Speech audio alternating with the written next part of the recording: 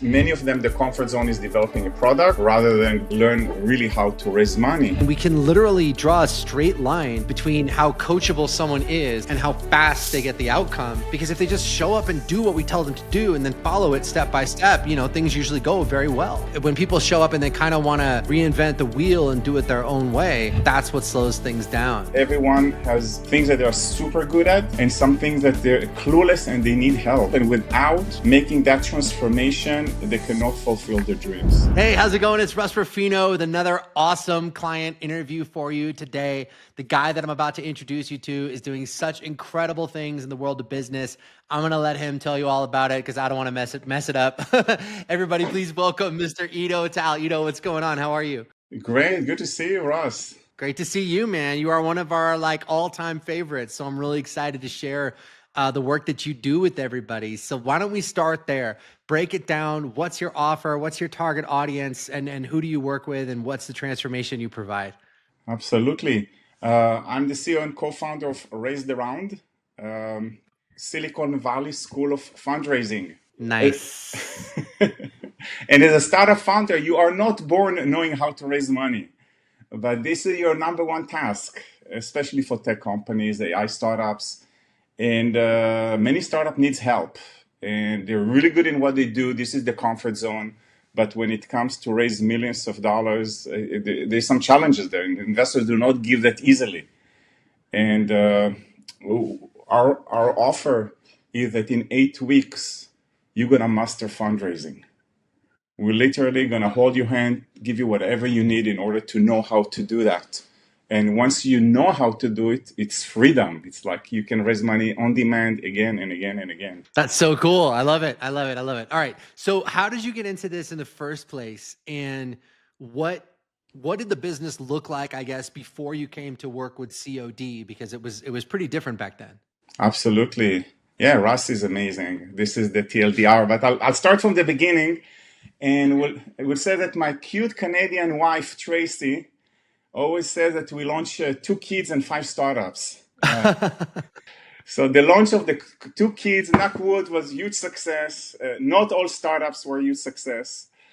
There's a lot of ups and downs as a founder. And but the last 2 ones were good. And the last one, we worked super hard. And one day Google came and knocked on the door and say, hey, guys, I know, I saw your deck, your problem slide is our app. You are right, I'm the head of the development of Google Messages. Why won't you join us? And that was a pivotal moment that I was waiting for a long time. And our team joined the Google Messages team when they had about 30 million users. We become the front end. And I was there till we passed 1 billion users. Today, they passed, our team is still there. I exceed all expectation how long I stayed at Google. But now it's on 5 billion devices. And once we get to 1 billion users, my wife asked me, what do you want to do when you grow up? You're not, it sounds like that, what do we do after Google? And I think that's taking one skill that you have and really packaging in a way that it's so easy for others to learn. Right, exactly. Create transformation for so many people, have an amazing ripple effect, especially if it's something super painful, something big. Yeah, like a high stakes outcome, right? So, for those of you guys watching, we train all of our clients to identify what is that highest stakes problem that you can solve. What is that highest stakes outcome that you provide? Because when you're talking about having a program that commands a premium price, the more painful that problem is, or the cooler that outcome is that you're helping them get toward, the more you can charge for it. Yes. It's the thank you note for the values that you bring, right? Exactly. Yeah, because it's a transformation that's easy to say yes to. So if you've got a business where the person's let's say a marriage and family therapist, maybe they're charging $100 an hour for a marriage counseling, but nobody wants marriage counseling. They want to have their marriage saved. And so if you can create a program that actually delivers on that transformational outcome, you can charge a fortune for it. Like I was just talking, Iddo, to Dr. Becky from Millionaire Alliance, who's got that offer where she helps dyslexic kids learn to read. It's like, my God, what is that worth? Your child's dyslexic, your child's coming home from school crying every day because he can't read. And, in 12 weeks, 16 weeks, she completely turns that situation around and gets the kid reading it like in the top 10% of their class. I was, by the way, I was that kid. A fun fact, I learned to read on fifth grade. Oh, wow. So, it's too bad Becky wasn't around. She could have gotten you there quicker back then. Absolutely. Like it's some people need help. I can see we work with clients like postdoc from Harvard Medical School, like really all range of people, but really high intelligent, high educated person. And we're in a spiky environment. Everyone has things that they are super good at, and some things that they're clueless and they need help. They really need help, and without making that transformation, they cannot fulfill their dreams. Yeah, 100%. So, all right. So, when you first got into this, you obviously had this whole, business background or whatever. Were you helping startups raise money before you came to work with COD, or did we help you sort of pinpoint that was going to be the focus of your offer? So I was doing it for many years for free, and I always help people raise money. Just like once it's almost like a kid. Once you're good in something, it's become fun, right? We call it fundraising without the deal. Like it's just you go, you meet people, you raise money, like an entourage. Like you do rolling closing, and I help people. I even went and pitched on their behalf. I taught them how to do it. But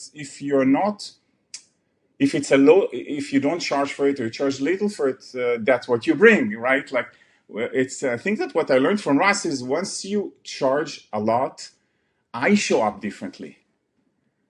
I said like I'm there to win, like I'm there to bring amazing results, and it's the level of my commitment, and it's amazing the level of people's commitment. I paid a lot of money to Russ. It's I came to I remember before I start working with you, I tried to reverse engineer your webinar and to learn from it, and it doesn't work like that. It's just when you immerse yourself Yeah. into Well, because we have to find the exact positioning of the offer and the exact pain points of the offer. So like talk about that a little bit. You tried to you looked at our stuff, you tried to kind of model it yourself, and it I guess it didn't work. yeah, the God is in the little details. You want to learn from somebody that really have done it many times before. It's how they talk, is what they say, is how they handle objection, is how they structure it. And when you get to those real moments, to be able to say, "Hey, what do I do now?" And sometimes it's those little things that you did all the work, 99% of the work you grind, and there's 1% missing, and you want to be around people who have done it many times before to learn from. It can get very detailed like that too. I remember we had a client one time who, her webinar wasn't working and she wasn't able to get the right calls booked at the right price, and was tweaking, and she couldn't figure out what it was. And so one day we just sat down and we said, okay, look, we're gonna watch this entire thing start to finish.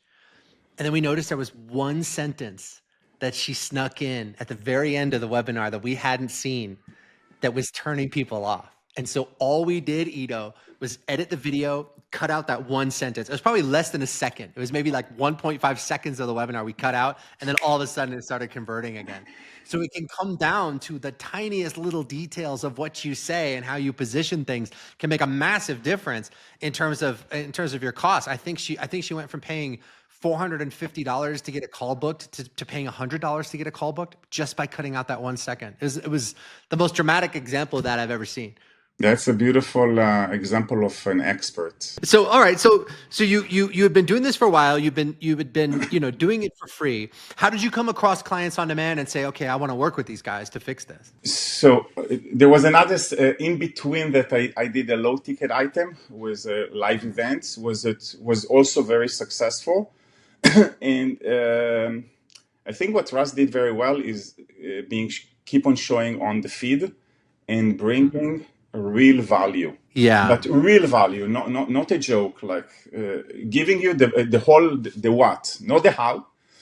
For that, he needs to charge some money to make a living. But the whole what was there, and it's.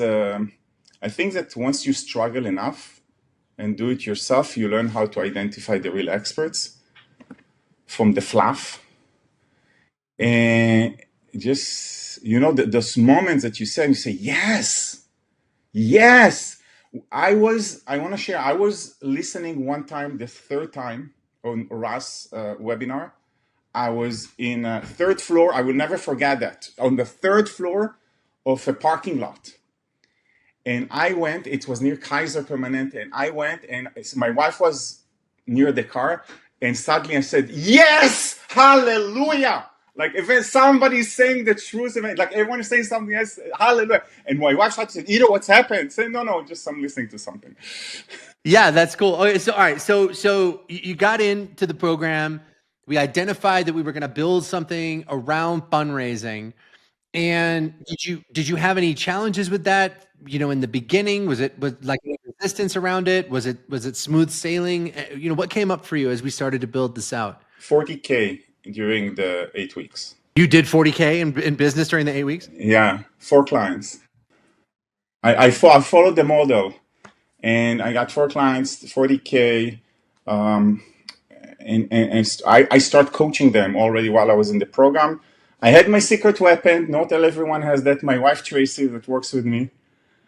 You cannot have her. If somebody listening to her, I have people offering her to become a co-founder. I say, talk to my wife. But no, seriously, she is amazing. And we were sitting, and I came. This moment that you come humble. Yeah. I came like a Teachable. sponge. I'm here to learn. I paid a lot. I want to learn. That's so important, Iddo, because you recognized that you had taken your business to a certain level and you didn't know how you were going to take it to the next level. And you showed up coachable and you just did everything that we told you to do. And I mean, we can literally draw a straight line between how coachable someone is and how fast they get the outcome. Because if they just show up and do what we tell them to do and then follow it step by step, things usually go very well. But when people show up and they kind of want to reinvent the wheel and do it their own way, that's what slows things down, but I can't really say anything, man, because for me, I'm a really great coach, but I'm a terrible client. I'm a terrible client. I'm that guy. Like if I ever join someone else's program, I'm the guy that's constantly going like, all right, how do I do this better? How do I figure out a better way to do this? No, I definitely challenged you. Like there were a few things that I decided not to copy. Well, I paid. Some of them you learn after 2 months, some of them after 4 months, and some of them even after 6 months. But sometimes you need to go up a certain hill to get the visibility, and I think that's the people you want to work with. Yeah. So, all right. So you went through COD, you enrolled a bunch of people in the first 8 weeks, and then you just continued to grow the business since then, right? Yes, it's that's what we do. How many founders have you worked with up until this point? Hundreds. Wow. That's so cool. That's so cool. It's a ripple effect. Imagine that we work with the clients that produce a new medicine or do a new AI startup, like how many clients they will affect now that they raised millions of dollars. What's the ripple effect? All of them are great causes. And the clients that we work with is the one that can have this type of potential outcome. Yeah. All right. So, I'm sure there's a lot of people that are listening that are, business owners and entrepreneurs. What's the big takeaway? Like, what's the big secret if they want to go out and raise money? What do they need to know about how to do it? First of all, that's okay that you hear no's. I always say I live in the Silicon Valley. Literally, I can ride my bicycle to Sand Hill Road, and I always say, "Who wants introduction to Silicon Valley VCs?" And everyone say, "Me." And at the end of the talk, they said they do not want to go after the big VCs. They will not be the first to write the check. You want to go on the Goldie zone between FFF, family, friends, and fools. And the big VCs, there's huge amount of angel investors that will be great, micro VCs, And I highly Okay, so who recommend. like who? Give me some examples. Like who are those people? Not their names, but No, like for what sure. kind of people are we Akansha talking just about? raised. You got your friends and family, and then the people that you would normally go to, and then you got your big VC firms. Who's in the middle there? The CTO of Coinbase just invested in a Akansha company 2 weeks ago. I'm super Okay, excited about that. Like executive at Google, Yahoo, just people that can easily put got it. 50K, 20K, 100K, 200K, depends on the. And I highly recommend to do a rolling closing. I even open source it. If anyone interested, just go to rollingclosing.com. There's a whole checklist of how to do it correctly, all the 42 things you can self-assess yourself. Rollingclosing.com. All right, we'll put that in the link of the in the description of the video. Absolutely, it's free, and just go and assess yourself. Like, where do I stand? Am I ready for a round? There are 42 top elements you need to be ready, like a killer pitch deck. You need to. I know how to identify the right investors, how to approach them, and what to say in the meeting. In addition to the pitch, like how to manage the meeting, how to handle objection, and how to close. But this is what you teach them in the 8-week program, right? Yeah, Yeah, it's a lot. I mean, I'm a very good marketer. I'm a very good salesman, and thank God I've never had to raise any money for clients on it, man. It's just been self-funded since day one. Um, but yeah, man, I'm just kind of putting myself in the shoes of your clients. Like if I had to go into that sort of a situation where I'm like, hey, I needed to raise, $1 million or whatever. Yeah, I would want to get some I would want to get some help with that. I wouldn't want to just go in there blind. And it's amazing. I know from our other conversations, how many startup founders just have this sort of like, if you build it, they will come mentality. That if you've got a really great idea for a company, you've got whatever, a minimum viable product, that all of a sudden people are just going to throw money at you. And I just think that's so unbelievably naive. You have to know how to present your idea in exactly the right way so that they see the opportunity. And you have to present yourself in the right way too, because fundamentally they're not just betting on the company or the idea, they're betting on you as the founder to actually be able to do the things that you say that you can do. So I just think it's so incredible to me. Every once in a while we would have a conversation. You would tell me like, yeah, I'm talking to some of these founders and they think they can just do it themselves. And I'm sitting here going like, I've built a company that's done $100 million, and I wouldn't go into a situation like that without, consulting with someone like you first. yes, and add on top of that the layer of responsibility that the CEO has to his family, his co-founders, their family, the clients, and sometimes more important is their dream.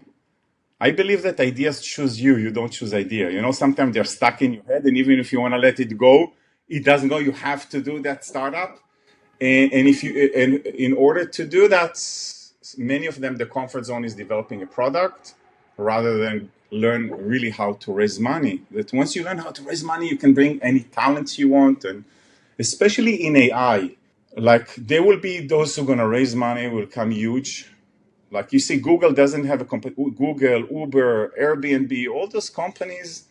Who cares who is number 4 and 5? They become, in good case scenario, they become a talent acquisition. So, all right, what are you seeing now in the world of startups? Like what's hot right now? I see so many people. So I see from the outside, I see so many little startups popping up that are basically just like AI plus a use case.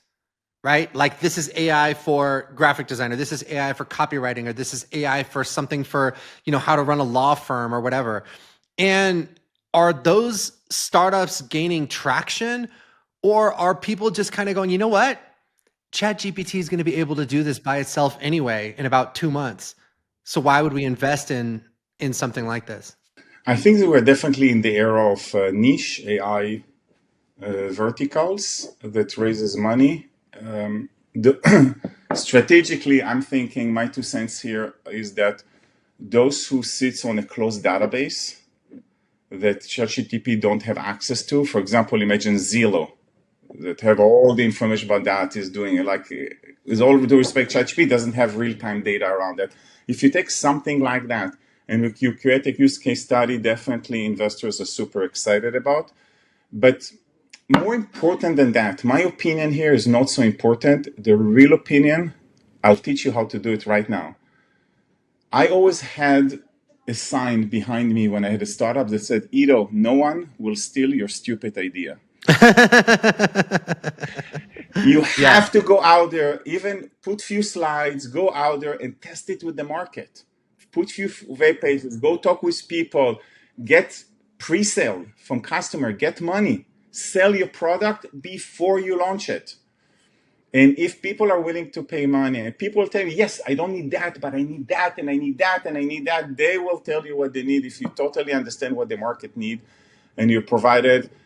After a while, you also will be able to create a barrier to entry against other like a deep technologies that ChatGPT will not be easily be able to copy. Don't worry about that. Be focused on bringing tremendous value to your customers right when they need it, when they are really willing to pay money for it. Yeah. I mean, it seems to me that like that's sort of the step that a lot of founders want to skip. They go, "Oh, well, I have to go out there and raise money," but they don't take a step back and say, "Hey, you know what? Could I launch this thing with the cash and the credit and the capital that I have right now? Could we at least get proof of concept? Could we at least get some customers and sales in the door?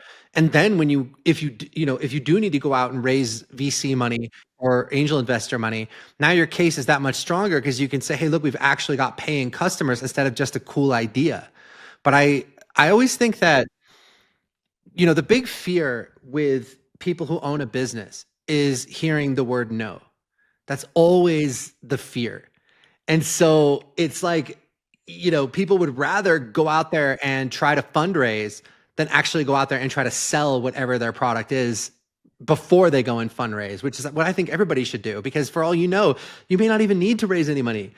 You know, you could have something that just catches fire and brings so much cash in the door that it's like a completely self-funded company. I mean, as far as I know, Russell Brunson did that with ClickFunnels. I mean, he had a list, he had whatever, but he launched the software platform and he never had to take investors on, at least in the beginning. All of us are magicians, but if you are in a high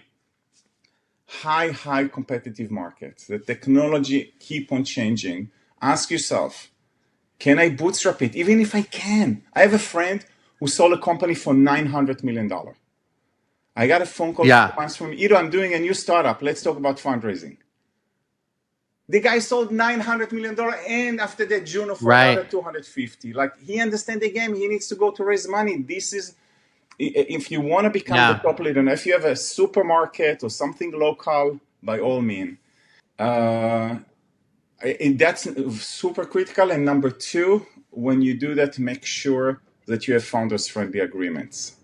The last thing you want to do is to stay with crumbs. Yeah. Like For when you sure. went through all of that and then you stay with some crumbs, Yeah. or you're being thrown away from your own company.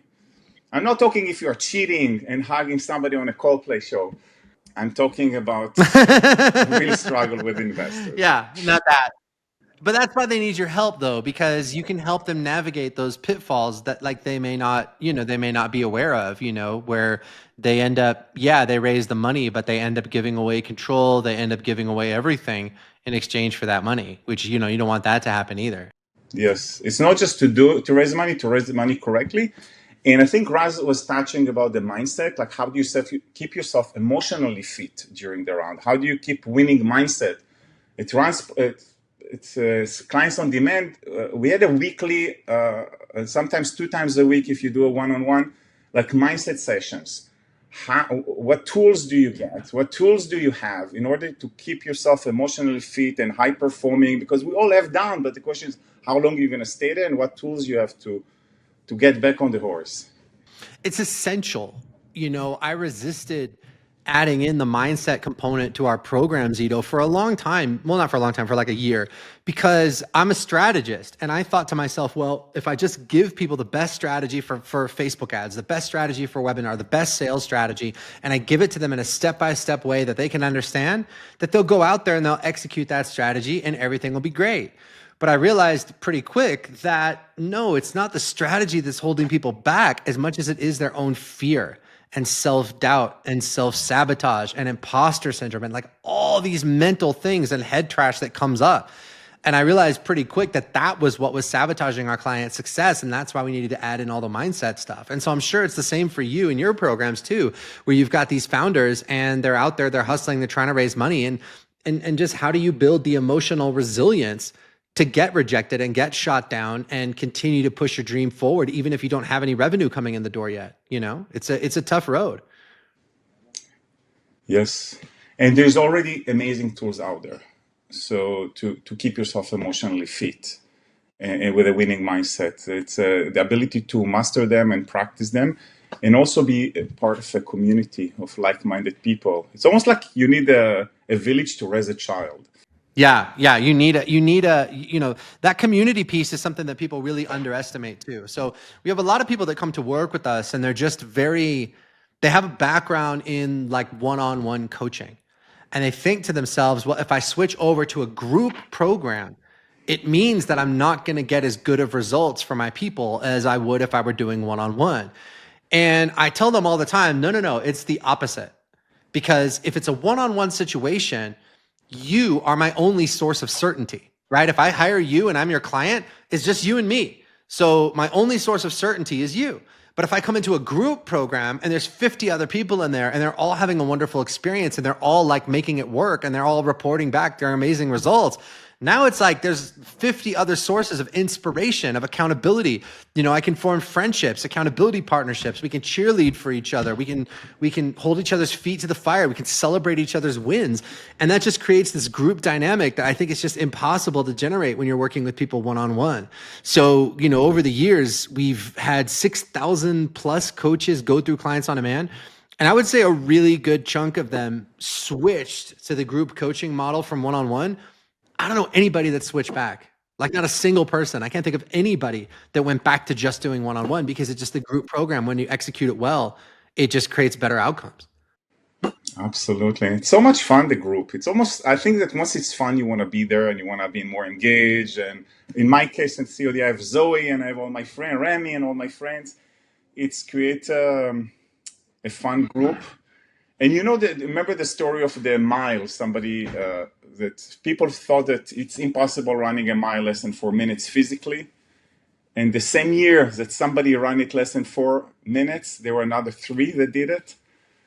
And just seeing people, for me, my inspiration was my neighbor here as well, Ilana Golan. That she joined the COD a few years before me. It was amazing to see her business growing. Yeah. She's one of our absolute favorites. I'm going to be interviewing her on this show pretty soon too. She is absolutely amazing. All right. So, where's the business at today? So just to bring it back, you did COD a few years ago. You got this thing going. What's the business looking like today?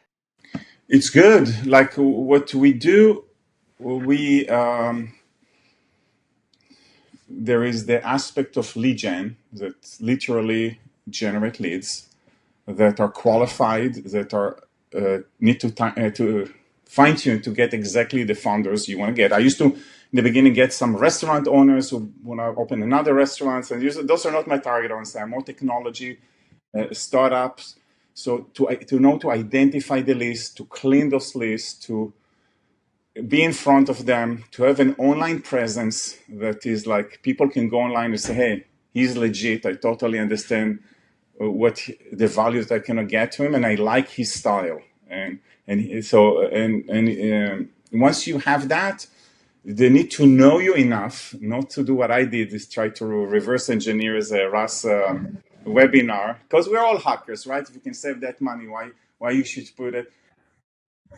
So it needs to be enough content out there for them to understand, and then needs to be a moment when they jump on a call and you take them, you totally understand their business like a doctor. I call myself Doctor Fundraising. That I totally identify the problem. Sometimes there's no problem. It's, hey, dude, you have no problem. You're killing it. Just double down and that's it. And let's meet for a beer in a month. Like there's no problem. But sometimes there is. And to know how to identify, to pinpoint that, say, hey, those are your problems in the fundraising, not in the company, in the fundraising process. It can be simple as you just don't know how to be in front to find the right investors in scale, or you're going around begging for intros instead of contacting investors directly, or so you're after the wrong investors. You go to market is not ready. your competitive landscape is not explained. Like, what is really the problem that's holding you back?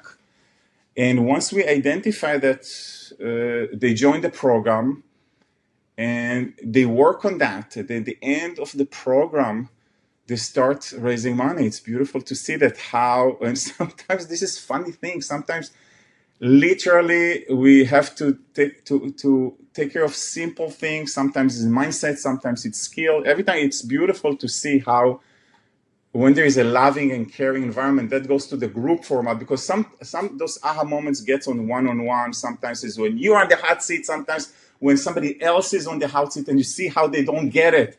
You say, come on, dude, like the whole group already get it. You don't get it yet. Like that's, and once there's this aha moment for them, it's just beautiful to see. So yeah, so we create monsters, I call it. We create like independent founders in scale. And just in the last month or two, I have so many inspiring founders. Like we have Johan and Vlad, who Tolka.ai, who literally could not raise money and just raised money from Koshla Ventures. Draper Fisher, which is Koshla Ventures, the legendary one of the legendary investors of Sand Hill Road, the National Health Organization, $1.5 million. And they're doing antibiotics resistance, so they bring in another way to fight infections. We have AI startups. We have so many. We have the missing layer of APIs that for development teams that raise money, like so many amazing startups and some impact startups that measure the success in how many lives they save this week. That's so cool, Iddo. Well, I'm really glad that I was able to help you get this coaching program off the ground, because there's so many founders that you're working with that are doing just such incredible things. And I always say, like, look, it's my mission to empower you guys to live your mission, and you're definitely doing that in this program. So if you look, there's got to be people watching this that, have been following us for a while, and for whatever reason, they're hesitant to pull the trigger. They're hesitant to move forward. Like, what would you say to those people who are considering working with clients on demand? I have something important to tell you guys, but before that, this is actually a good opportunity, Russ, to shout out a big thank you for you and for the team for doing a fantastic work and building like a holistic program that holds your hands from 0 to 100. Now, some things I already had, so you run faster, but they don't let you skip steps. You just run faster. And for me, it was like, I made 40K during the first 8 weeks using that model. Not too shabby for me. Like it's real. It's in the bank, and so I would end up with three things. Like if you're looking for a mentor, look for three things. One, somebody that have done it many times before and still doing it. What I like about Russ, you see a talent when you see it. He sits with you. You say to it fun time and rewrite your whole script on the go right there. I don't know if you do it for you. Maybe it's an advanced program, but literally he write faster than I talk, and it looks better than Cloud and ChatGPT comes out, and it's exactly what you see. The skill, you see the talent of the person, and once you work with this, so you need somebody that have done it many times before, successfully, still doing it, so you get the best practices. Somebody that you like their style, right? Otherwise, it's not fun to come. And the third is that they love to teach. They love to transfer knowledge. Those are the three big things I would look, and I'll give him 5 stars from that. And I will highly, I actually referred few clients just in the last quarter. Stephanie and everyone is super happy. So I am literally referring my friends there. That's great, man. Thank you. I appreciate you so much coming on and sharing your wisdom with us. If you've got a startup and you got to raise money for it, then I'm going to put a link to Iddo's website. It's raisetheround.com. Is that right? Yes. Okay, raisetheround.com. We'll go ahead and put that link in the description of this website. And look, if you are a coach, consultant, expert, author, speaker, you want to roll out your own high ticket programs, you want to scale those programs and make the kind of impact that you were born to make. I'm going to put the link in the description of this video too to come check us out. You can book a call with us. You can come check out some of our trainings. We'd love to talk to you and see how we can help you make that income and impact that you were born to make. All right, guys, that's going to do it for us today. Iddo, thanks again so much, man. You're such a superstar. We love you. I'm Russ Rufino. I'll catch you guys on the next video. Bye.